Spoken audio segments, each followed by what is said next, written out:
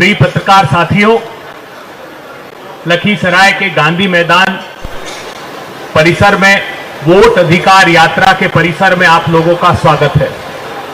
आज हम अभिभूत हैं कि हमारे साथ ऐसी दो शख्सियतें हैं जिन्होंने समूचे देश और बिहार में एक ऐसी क्रांति का आगाज किया है जिसकी अनुगूंज समूचे देश में सुनाई दे रही है। हमारे आरजेडी के सांसद वरिष्ठ नेता संजय यादव जी, जो संसद से लेकर बिहार की वीथियों तक एक ऐसे आंदोलन का मानस बनाकर निकले हैं जिसका प्रतिसाद आज यात्रा में हमको मिलने लगा है। हमारे साथ है कन्हैया कुमार जी, जो छात्र आंदोलन के प्रणेता रहे हैं और आज समूचे देश भर में जिनकी आवाज की अनुगूंज सुनाई देती है। आरजेडी के हमारे साथी कम्युनिकेशन के प्रमुख शक्ति यादव जी और कांग्रेस पार्टी के कम्युनिकेशन के बिहार के प्रमुख राजेश राठौर जी भी मौजूद हैं। मैं आग्रह करता हूं सांसद संजय यादव जी से कि वे आपको पत्रकार वार्ता को संबोधित करें। आज की इस प्रेस वार्ता में उपस्थित सभी पत्रकार साथी, आप सभी का मैं हार्दिक अभिनंदन और स्वागत करता हूं। साथियों, जैसा कि आप सभी जानते हैं, आज वोटर अधिकार यात्रा का 5वां दिन है और देश के सबसे लोकप्रिय नेता और लोकसभा में नेता प्रतिपक्ष श्री राहुल गांधी जी और बिहार विधानसभा में नेता प्रतिपक्ष श्री तेजस्वी यादव जी की अगुवाई में जो ये ऐतिहासिक यात्रा शुरू हुई है और जो इसका रिस्पॉन्स मिल रहा है वो अप्रत्याशित है, अभूतपूर्व है। ये वोटर अधिकार यात्रा में जो जन सैलाब और जन समर्थन आप देख रहे हैं, ये जन समर्थन ही नहीं बल्कि मैं कहूंगा कि जन आस्था और जन विश्वास है लोगों का। वोटर अधिकार यात्रा से बिहार ही नहीं, देश के लोगों में एक उत्साह, उमंग और व्यवस्था परिवर्तन की एक ज्वार दिख रही है। बिहार ने फिर देश को एक नई दिशा दिखाई है। बिहार ने फिर देश को एक नया सवेरा दिखाया है। आदरणीय राहुल गांधी जी और तेजस्वी जी ने जो वोट चोरी का ये मुद्दा उठाया, आज बिहार की हर गली, हर शहर और हर घर से एक ही आवाज निकल रही है कि ये डबल इंजन वाले वोट चोर हैं। पहले ये डबल इंजन वाले क्या करते थे? पहले इन्होंने आपकी पढ़ाई चुराई, आपकी कमाई की चोरी की, आपकी दवाई चुराई, आपकी सरकारी नौकरी चुराई और अब ये वोट चुराने का काम कर रहे हैं। और इन्होंने आपके वोट ही नहीं चुराए बल्कि इन्होंने तो पूरे समस्त चुनाव आयोग को ही चुरा लिया है। और जिस प्रकार से जो श्री राहुल गांधी जी और तेजस्वी जी की इस यात्रा में जन सैलाब उमड़ रहा है, उसको देख के मैं इतना ही कहूंगा कि श्री राहुल गांधी जी से एफिडेविट मांगने वालों, बिहार के गांव की गलियों और शहरों की सड़कों पे उतर के आप देखिए, बिहार की 14 करोड़ जनता जीती जागती एफिडेविट है। श्री तेजस्वी यादव जी जो कि इंडिया गठबंधन के यहाँ के अध्यक्ष हैं और श्री राहुल गांधी जी ने, जो बिहार की जनता ने आपको हलफनामा दे दिया है, आप बिहार आके देखें, बिहार आके महसूस करें, फिर आप शपथ पत्र भूल जाएंगे। क्योंकि जिस प्रकार से अनेक राज्यों में आपने वोट चोरी की, वोट चोरी नहीं, सरकारें भी आपने चुराई, और बिहार तो लोकतंत्र की जननी है। बिहार में आपकी ये वोट चोरी का और सीना चोरी नहीं चलेगी। और आप क्या करते थे? ये सरकार वाले पहले कागज मांगते थे और अब कागज मांगते मांगते कागजों में ही जिंदा लोगों को मुर्दा बनाने लग गए। ये मोदी राज अब यमराज बन गए हैं। जिंदा लोगों को मुर्दा दिखाना अब इनका काम रह गया है। और चुनाव आयोग तो हम कहेंगे कि भारतीय जनता पार्टी की एक लोकतंत्र निरोधक प्रशाखा बन गई है बीजेपी के कार्यालय की। ये एक देश में भारतीय जनता पार्टी के लिए चुनाव आयोग संविधान विरोधी दस्ते के रूप में काम कर रहा है। तो एसआईआर की जो पूरी प्रक्रिया है, 25 जून को इसका नोटिफिकेशन हुआ, 27 जून को हमारे इंडिया गठबंधन के सभी दलों के वरिष्ठ नेताओं ने बिहार में प्रेस कॉन्फ्रेंस की। देश को तथ्यों और तर्कों के साथ हमने अपनी बातें बताई, हमने अपनी चिंताएं, शंकाएं और शिकायतें भी चुनाव आयोग के समक्ष रखी। दिल्ली में भी, बिहार में भी 9 जुलाई को श्री राहुल गांधी जी भी आए। एक अभूतपूर्व बिहार बंद हुआ, लेकिन उसके बावजूद चुनाव आयोग का अड़ियल रवैया रहा। हमने उनके सामने प्रत्यक्ष प्रमाण भी रखे।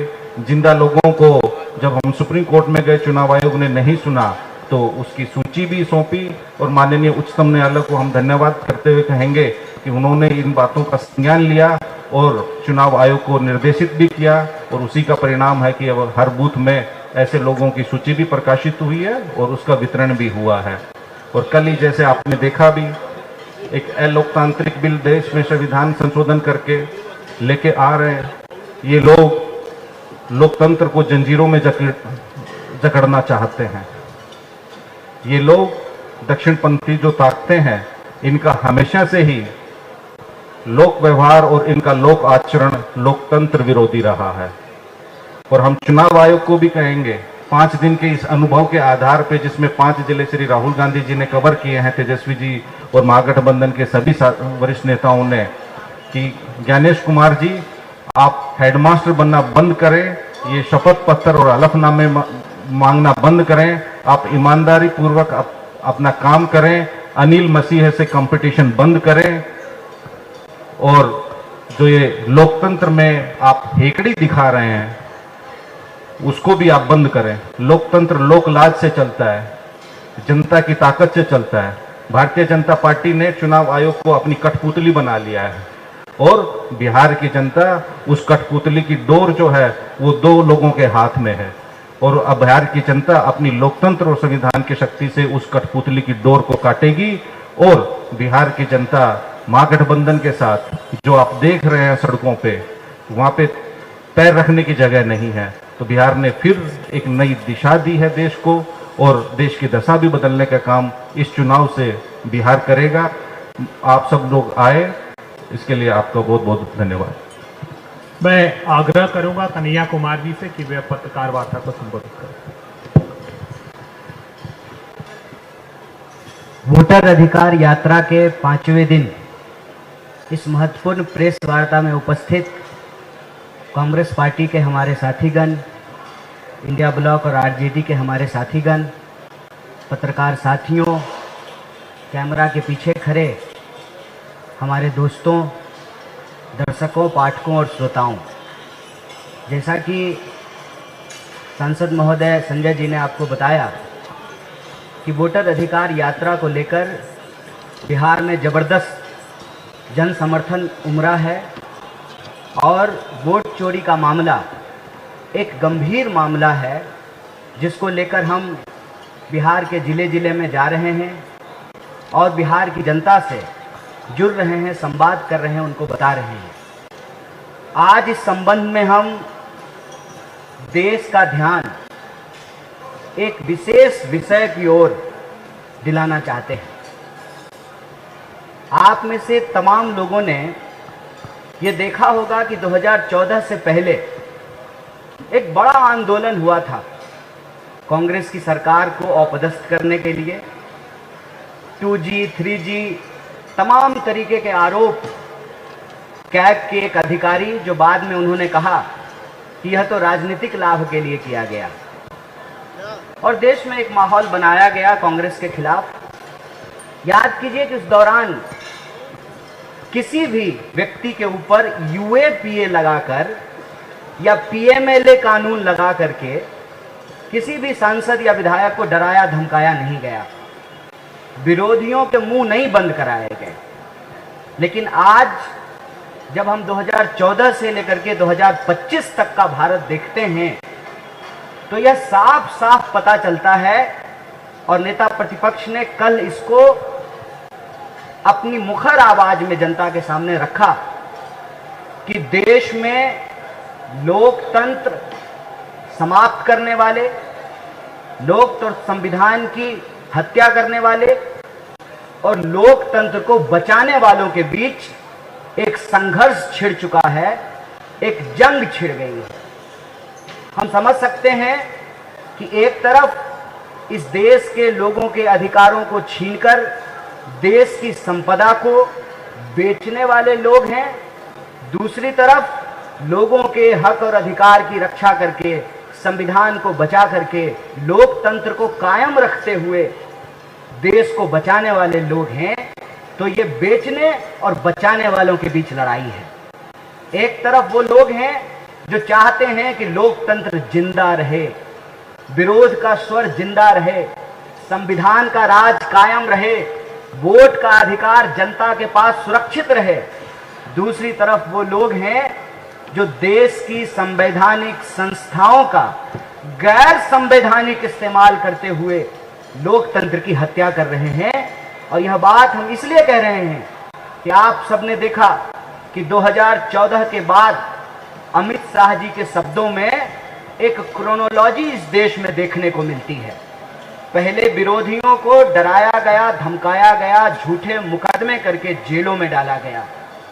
फिर जो एमएलए और एमपी थे, ईडी और सीडी और सीबीआई के दम पे उनको अपने साथ मिलाने की कोशिश की गई और रिजॉर्ट का खेल शुरू हुआ।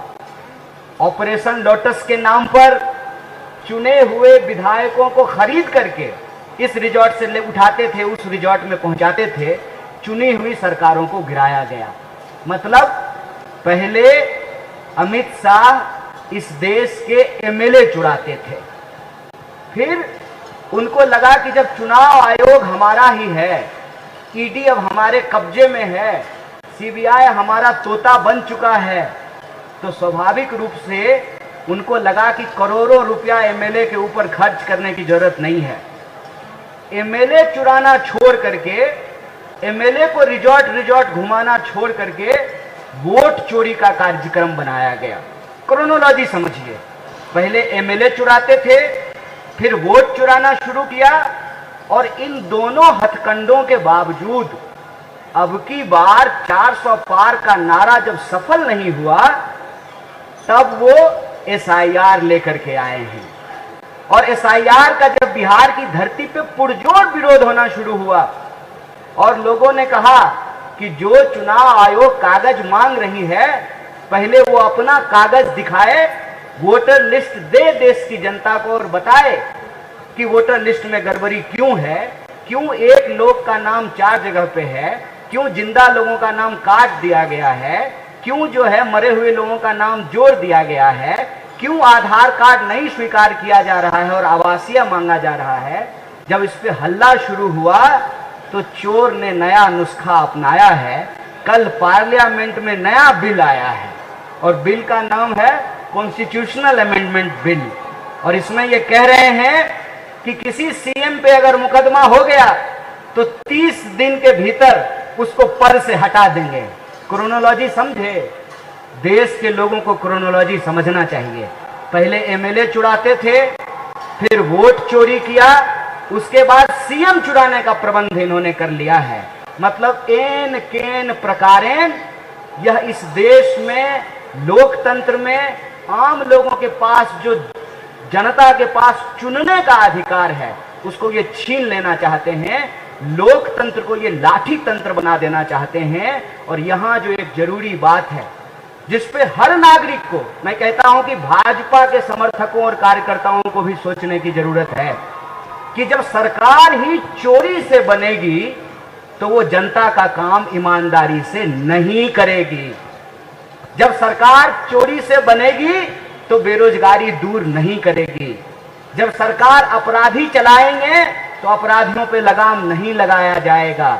जब एमएलए एमपी को मालूम है कि जनता से वोट लेकर के एमपी एमएलए बनना ही नहीं है, जब सीएम को मालूम है कि प्रधानमंत्री और गृह मंत्री के कृपा पात्र से ही सीएम रहना है, तो बताइए वो आपका पलायन क्यों रोकेंगे, आपको नौकरी क्यों देंगे, आपको शिक्षा क्यों देंगे, आपके स्कूल और कॉलेज क्यों बनाएंगे, आपकी सड़कें क्यों बनाई जाएगी, यह जो तमाम सवाल है, उन सवालों को लेकर के देश को गंभीर होने की जरूरत है।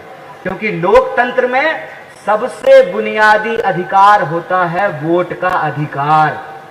अगर वोट का अधिकार ही हमारे पास नहीं है, मतलब हमारे पास रोजी रोजगार का भी अधिकार नहीं है, हमारे पास सुरक्षा का भी अधिकार नहीं है, हमारे पास शिक्षा का भी अधिकार नहीं है, हमारे पास स्वास्थ्य का भी अधिकार नहीं है। और ठीक कहा संजय जी ने, चोरी से बनी हुई सरकार आपकी पढ़ाई, कमाई, दवाई, सिंचाई हर चीज चुराएगी और इस देश की संपत्ति को लूट करके अपने दोस्तों के खजाने में पहुंचाएगी। इसीलिए हमने कहा कि ये बेचने और बचाने वालों के बीच संघर्ष है। एक तरफ वो हैं जो लोकतंत्र को समाप्त कर देना चाहते हैं, उसको लूट तंत्र और लाठी तंत्र बना देना चाहते हैं। दूसरी तरफ वो लोग जो इस देश से प्यार करते हैं, जिनको अपने परिवार से प्यार है, जिनको अपने बच्चों से प्यार है, जो अपने आने वाली पीढ़ी के बारे में बेहतर सोचना चाहते हैं, उनको वोट के अधिकार को बचाना पड़ेगा। क्योंकि वोट का अधिकार नहीं रहेगा तो ना आपके पास रोजगार रहेगा, ना नौकरी रहेगी, ना पेंशन रहेगा, आपके पास कोई अधिकार बचेगा ही नहीं। इसीलिए यह यात्रा वोट चोरी को रोकने की यात्रा है। यह यात्रा यह सुनिश्चित करने की यात्रा है कि लोकतंत्र में जनता का सेवक जनता के द्वारा चुने जाएंगे और यह एमपी एमएलए चुराना, फिर वोट चुराना और फिर सीएम चुराना और चोरों का जो यह शासन स्थापित करने की जो कोशिश है, इस कोशिश को हमको नाकाम करना पड़ेगा। और बड़ी उम्मीद है बिहार की धरती से, जिस तरीके से इंडिया ब्लॉक की तमाम पार्टियां एकजुट होकर के, उसके कार्यकर्ता एकजुट होकर के इतने बड़े कैंपेन में एकता के साथ चल रहे हैं। ऐसा लगता है कि 1947 से पहले जैसे आजादी के लिए संघर्ष किया जाता था, आज 2025 में उस प्राप्त आजादी को बचाने के लिए संघर्ष किया जा रहा है। इसीलिए हम लोग पूरी मुखरता से कह रहे हैं कि वोट चोरी को रोकना इसलिए जरूरी है ताकि बेरोजगारी की अकाउंटेबिलिटी तय हो सके। वोट चोरी को रोकना इसलिए जरूरी है ताकि किसानों को उनके फसल का दाम मिल सके। वोट चोरी को रोकना इसलिए जरूरी है कि जब पेपर लीक होगा तो वोट चोरी वाली सरकार उसके ऊपर कोई कार्रवाई नहीं करेगी। जब अपराधी ही सरकार चलाएंगे तो अपराधियों पे कोई नकेल नहीं कसा जाएगा। और जब पेपर लीक से बना हुआ दरोगा है तो वो अवैध शराब बेचने से क्यों रोकेगा? जब पेपर लीक से बना हुआ डॉक्टर है तो वो सही तरीके से ऑपरेशन क्यों करेगा? जब पेपर लीक से बने हुए अधिकारी हैं तो उनका जनता के प्रति कोई जो है, कोई उनकी जिम्मेवारी नहीं है, कोई उत्तरदायित्व नहीं है। इसीलिए हर व्यक्ति को, देश के एक एक नागरिक को यह समझना पड़ेगा कि वोट चोरी को रोकना दरअसल संविधान को बचाने की लड़ाई है, उस आजादी को महफूज रखने की लड़ाई है जिसको हमको पुरखों ने दिलाई है। बहुत बहुत शुक्रिया, बहुत बहुत धन्यवाद। जो भी प्रश्न पत्रकार साथी के होंगे हम यथासंभव उसका जवाब देने का प्रयास करेंगे। बहुत बहुत धन्यवाद। अल्टरनेट पूछिएगा संजय जी से और कन्हैया जी। हाँ जी।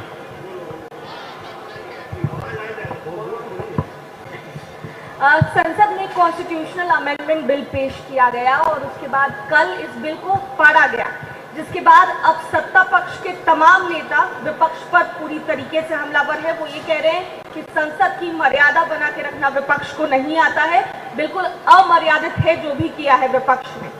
देखिए, जो संविधान का 130वां संशोधन बिल कल उन्होंने प्रस्तुत किया, यह संविधान और लोकतंत्र के साथ साथ संघीय ढांचे को खत्म करने का एक अलोकतांत्रिक, तानाशाही, निरंकुश और मनमाना बिल है। जैसा कि कन्हैया जी ने कहा, सीबीआई, ईडी, इनकम टैक्स और इलेक्शन कमीशन की तमाम कोशिशों के बावजूद भी ये विपक्षी नेताओं की आवाज को दमन नहीं कर पा रहे उनकी आवाज का। तो अब इन्होंने इस एसआईआर यात्रा शुरू होने के बाद आनन फानन में ये एक बिल लेके आए हैं और इस बिल में अब ये चाहते हैं कि एक थानेदार एक मुख्यमंत्री को गिरफ्तार करके उसकी सरकार गिरा दे। इन एजेंसियों से कुछ नहीं हुआ। माननीय उच्चतम न्यायालय ने जो उनकी ऑब्जर्वेशंस रही ईडी के केसेस में, अच्छा, ये इनका संयोग है या प्रयोग? 95% केसेस इनके विपक्षी नेताओं और विपक्षी पार्टियों के खिलाफ क्यों होते हैं? आज हम विपक्ष में हैं तो भ्रष्टाचारी हैं, कल भारतीय जनता पार्टी में चले जाएंगे तो शिष्टाचारी हो जाएंगे। जैसे कन्हैया जी ने जिक्र किया ऑपरेशन लोटस, तो इस ऑपरेशन लोटस की तो बोलती बंद तो ऑपरेशन पोटस ने कर रखी है ना, ऑपरेशन सिंदूर के बाद कुछ बोल पा रहे हैं वो। अब एक थानेदार को इतनी ताकत दे देंगे कि वो एक मुख्यमंत्री को जेल में डालेगा, 30 दिन में ना कोई सुनवाई होनी है, ना कोई सजा होनी है, ना कोई ट्रायल होना है, और 30 दिन में मुख्यमंत्री हट जाएंगे। फिर जैसा सही कहा इन्होंने, अब वो रिजोर्ट पॉलिटिक्स नहीं होगी। अब पहले एमएलए खरीदने के लिए इनको कवायद करनी पड़ती थी, तो जैसे क्रोनोलॉजी की बात हुई, आप समझिए पहले इलेक्ट्रोल बॉन्ड लेके आए, इलेक्ट्रोल बॉन्ड में किसी के यहाँ छापा मारते थे, कॉर्पोरेट कंपनियों से उन्होंने पैसा लूटा, I am using the word लूट। वो 13,000 करोड़ रुपए भारतीय जनता पार्टी के अकाउंट में है इलेक्ट्रोल बॉन्ड्स का। उस 13,000 करोड़ का आप पूछिएगा उनको ब्याज कितना आता है भारतीय जनता पार्टी का। उस इलेक्ट्रोल बॉन्ड के पैसे से ये एमएलए खरीदे, इन्होंने सरकारें बदली, फिर उसके बावजूद भी सरकारें नहीं गई, जैसे झारखंड में ये विफल हुए, बिहार में हमने इनको विफल किया, तो अब दिल्ली में भी इन्होंने कोशिश की। अब सत्येंद्र जैन तो बरी हो गए, हेमंत सोरेन जी को जेल में डाला, उनको भी हाईकोर्ट ने कहा कोई केस ही नहीं बनता था, सत्येंद्र जैन जी बरी हुए हैं ना, उनको तमाम मीडिया के साथियों ने भ्रष्टाचारी और क्या क्या उनके वीडियोस लीक करते थे ये जेल से, क्या हुआ? तो अब ये 30 दिन का शिगुफा लेके आए हैं। अब सीधा एक ना पैसा खर्च होना, ना रिजोर्ट में ले जाना, ना एमएलए को पैसा देना, क्योंकि पैसा देंगे कहां से? इलेक्ट्रोल बॉन्ड बंद हो गया। तो अब भैया थानेदार को दे दो, थानेदार के हाथ में मुख्यमंत्री की कॉलर थमा दी है इन्होंने। क्या ये लोकतंत्र है? मैंने कहा ना, लोकतंत्र को ये जंजीरों में जकड़ना चाहते हैं। The rightist and radical people always wants A changed democracy, they always want it. और जैसा अभी कन्हैया जी ने भी जिक्र किया, आप जो भी दक्षिणपंथी अधिनायकवादी ताकतें होती हैं वो पूंजीपति मित्रों के लिए लोकतंत्र का दमन करती हैं। क्यों? क्योंकि उसमें गरीब गुरबे को ये खत्म करती हैं। गरीब गुरबे का सबसे बड़ा हथियार क्या है? मत का अधिकार। तो मत का अधिकार तो ये SIR के जरिए छीन रहे हैं। लोकतंत्र पे कुठाराघात करने के लिए ये संविधान संशोधन भी ले आए। तो किसके लिए कर रहे हैं ये? संविधान को क्यों खत्म करना चाहते हैं? तो इसी चीज की हमारी लड़ाई है। और ना हम इनके संशोधन से डरने वाले हैं, ना पहले इनकी CBI ED IT से डरे। हम लड़ने वाले लोग हैं, लड़ेंगे और जीतेंगे। कन्हैया जी, मैं उड़ीसा से हूँ। इधर हम शुरू से यात्रा से जुड़े हुए, लेकिन मेरा सवाल ये है कि जो कॉन्स्टिट्यूशनल अमेंडमेंट बिल कल जो आया है, आपको लगता है कि मोदी जी और शाह जी इतना खुद को इनसिक्योरिटी सोच रहे हैं जिसको लेकर वो अपना पार्टी का मेंबर हो, क्या अपना दल जो गवर्नमेंट का चीफ मिनिस्टर हो उसको धमकाना चाहते हैं, क्या उसको डराना चाहते हैं? आपको लगता है कि ऐसा? देखिए, सत्ता का अहंकार ऐसा ही होता है, ये बड़ी जल्दी सर पे चढ़ जाता है।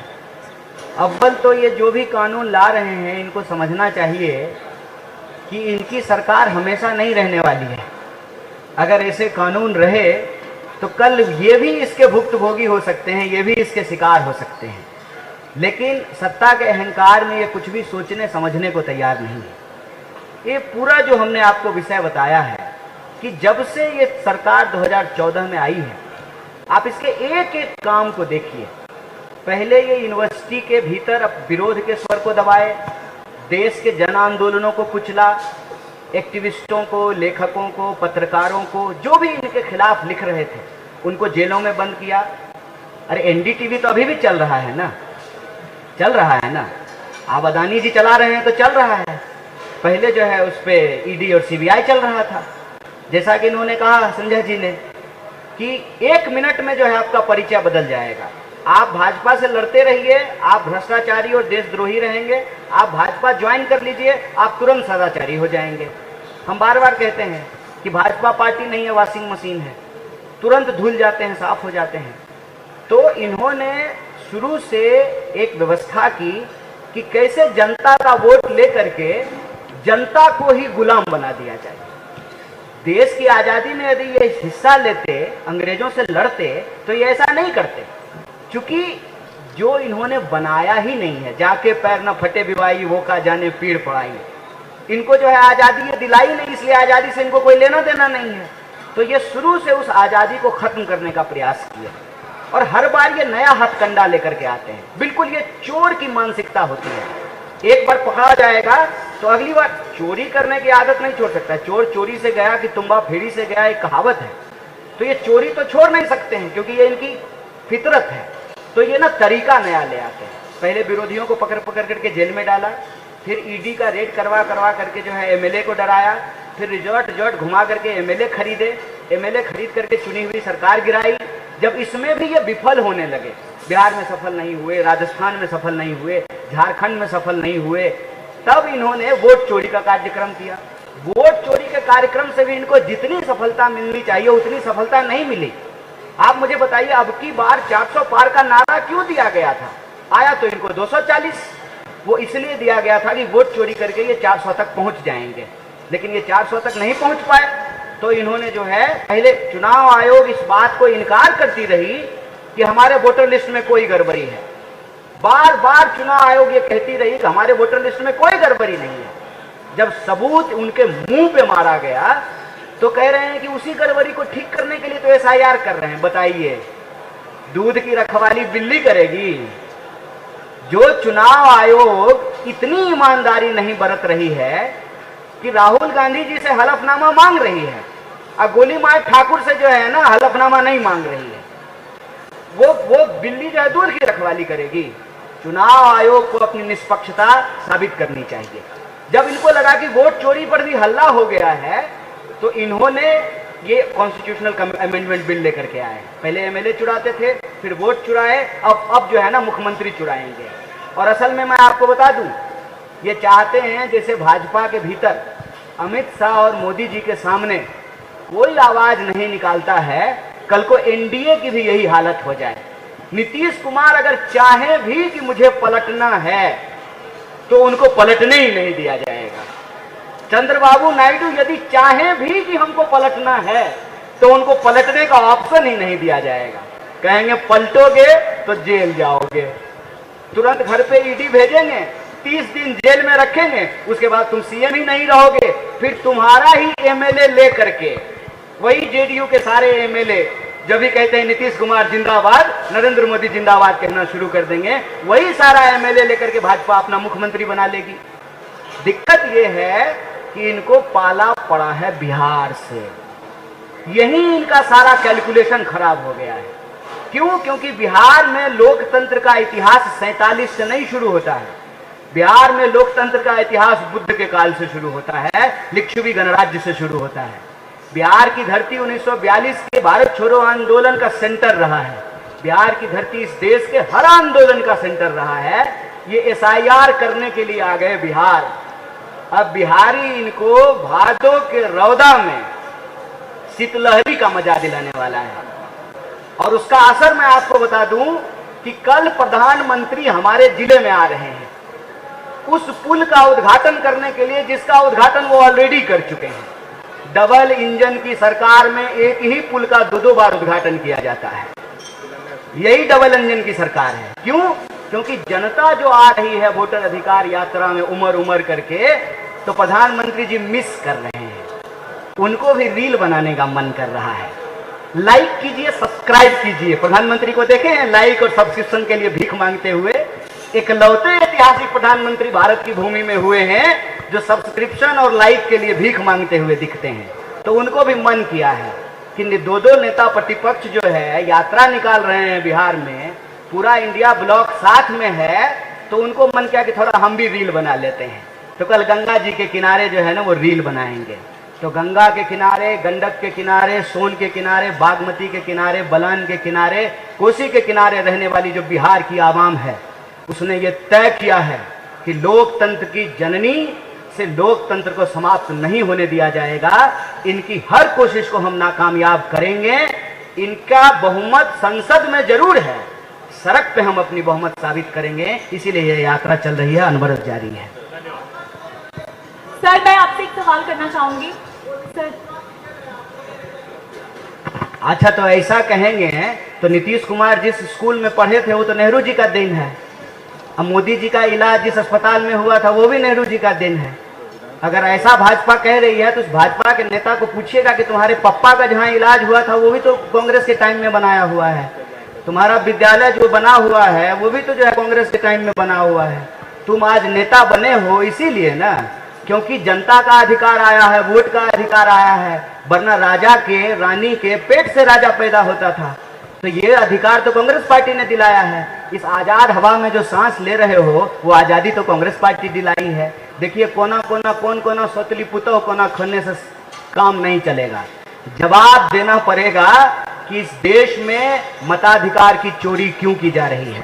और हमारी समझ ये है कि मताधिकार की चोरी इसलिए की जा रही है ताकि जनता का काम ईमानदारी से नहीं करना पड़े। चोरी की सरकार बेरोजगारी के सवाल को नहीं हल कर सकती। हमारे साथी कुछ एक सेकंड, आपने सड़क की बात की, कल प्रधानमंत्री जी भी यहाँ आ रहे हैं। 2004 से लेकर 2009 तक यूपीए 1 की सरकार थी। आपकी जानकारी के लिए बता दूं, उस वक्त बिहार में 1 लाख किलोमीटर से अधिक ग्रामीण सड़कें यूपीए 1 सरकार में बनी थी। 2 लाख करोड़ का पैकेज तत्कालीन प्रधानमंत्री स्वर्गीय सरदार मनमोहन सिंह जी, यूपी के चेयरपर्सन श्रीमती सोनिया गांधी जी और उस वक्त हमारे तत्कालीन रेल मंत्री थे श्री लालू प्रसाद यादव जी, बिहार को 2 लाख करोड़ रुपए मिला था। इस एनडीए के सरकार ने, जब बिहार का विभाजन हुआ था बिहार और झारखंड का, 1,79,000 करोड़ रुपए उनका बकाया था, वो यूपीए ने बिहार के विकास के लिए दिया।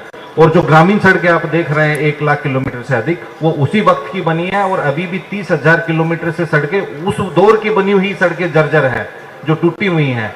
जितने 4 लेन मिले, अगर ऐसा ही इनको अपने विकास पे अभिमान है तो एक तुलनात्मक विश्लेषण कर दें मुख्यमंत्री कार्यालय से, सीएमओ से। हम चुनौती के साथ कह रहे हैं 2004 से लेके 2014 तक यूपीए 1 और यूपीए की सरकार में बिहार को बिजली और सड़क के लिए कितना पैसा मिला और 2014 से लेके 2025 में इन लोगों ने कितना दिया है। एक लफाजी करते, जैसे उन्होंने कहा कल जहां आ रहे हैं उसका 2 बार शिलान्यास किया और 2 बार उद्घाटन किया और फिर उसी पैकेज में डाल देंगे वो 2015 के में। बिहार की जनता को मूर्ख समझते हैं प्रधानमंत्री।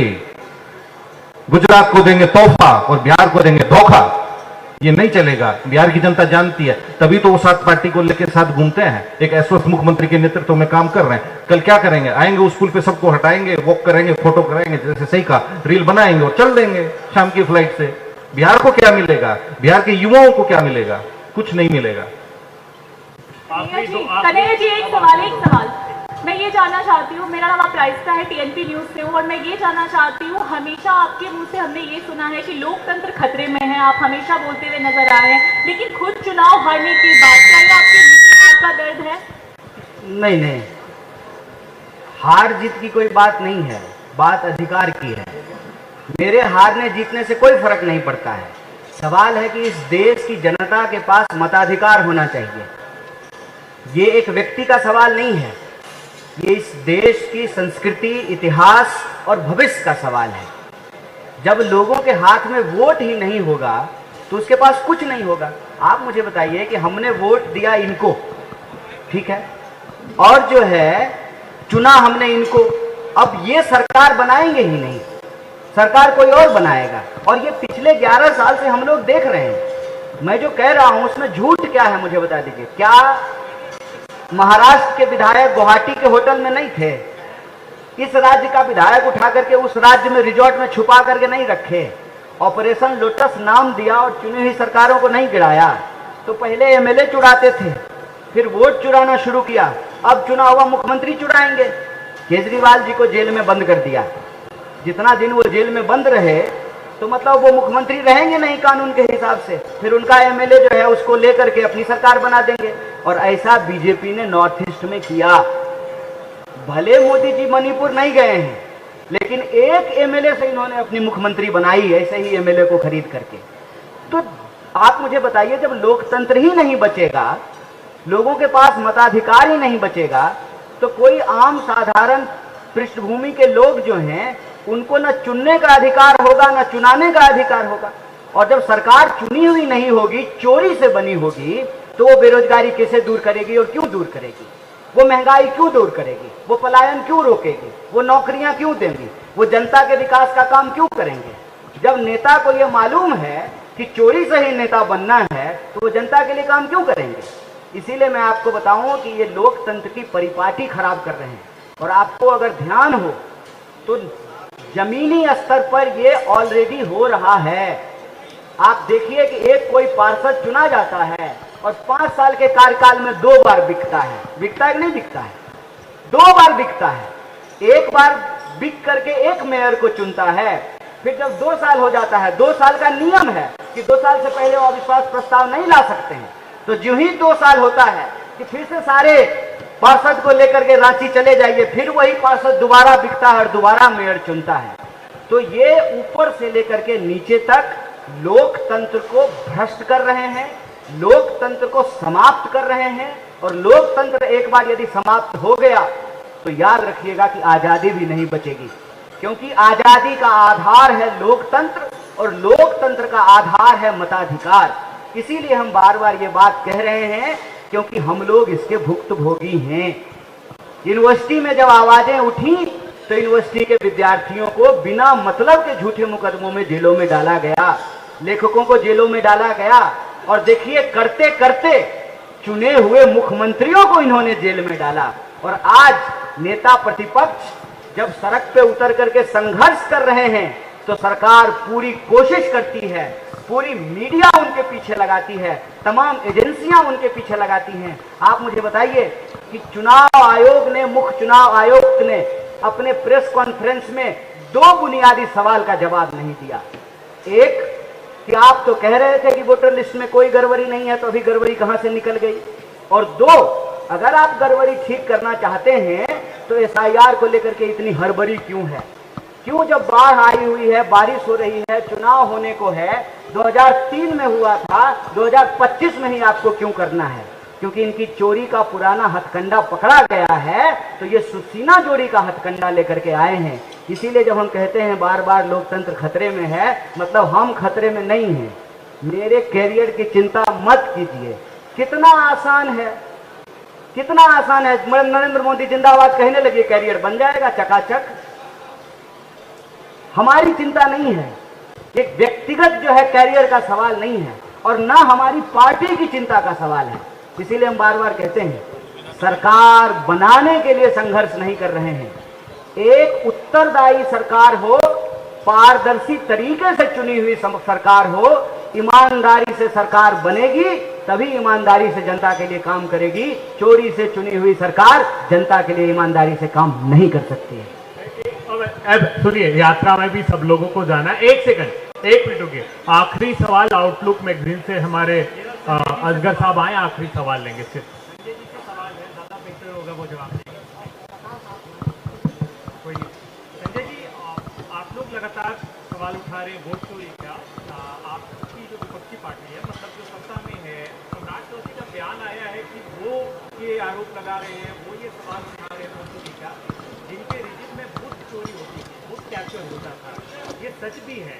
मैं ये आपसे जानना चाह रहा हूँ कि क्या आपको अफसोस होता है उस रिजिम में, क्योंकि लालू का ही टर्म रहा था, राजद का ही पूरा कार्यकाल रहा था, और उस रिजिम में भी बूथ चोरी हुई है, कैप्चर हुआ है, तो क्या अफसोस होता है कि हाँ वो टाइम जो था ऐसा हुआ? ऐसा है, उस दौर में लोकतंत्र सबसे अधिक समृद्ध था। जो back benchers of the society, जो कभी एमएलए, एमपी और मंत्री नहीं बने थे, भोलाराम तूफानी जैसे लोग, वो हेलीकॉप्टर में उड़ के अपने घर जाते थे। तो उतना स्वस्थ और समृद्ध और मजबूत लोकतंत्र कभी नहीं था। रही बात आपने सम्राट चौधरी की बात की, वो तो उस दौर में हमारे साथ थे, तो क्या वो ऐसे ही वो एक हलफनामा चुनाव आयोग उनसे सम्राट चौधरी से मांग ले कि वो लिख के दे दे कि मैं वोट की डकैती करके, वोट की चोरी करके 2 बार एमएलए बना? वो क्यों मैं कह रहा हूं, क्योंकि सम्राट चौधरी जीवन में 2 बार एमएलए बने हैं और दोनों बार राष्ट्रीय जनता दल के चुनाव चिन्ह लालटेन से बने हैं। बाकी तो वो उसके बाद से 6 पार्टी बदल चुके हैं। अभी 2025 के बाद कौन सी पार्टी में जाएंगे आपको भी नहीं पता, खुद सम्राट चौधरी को भी नहीं पता। तो ऐसे एक गंभीर आदमी की बातों का जवाब देना उचित नहीं। पहले उनसे ये पूछ लीजिए कि वो 2 बार एमएलए कैसे बने थे, वो जो तरीका बता रहे क्या वैसे बने थे, तो खुद ही जवाब दे देंगे। शुक्रिया।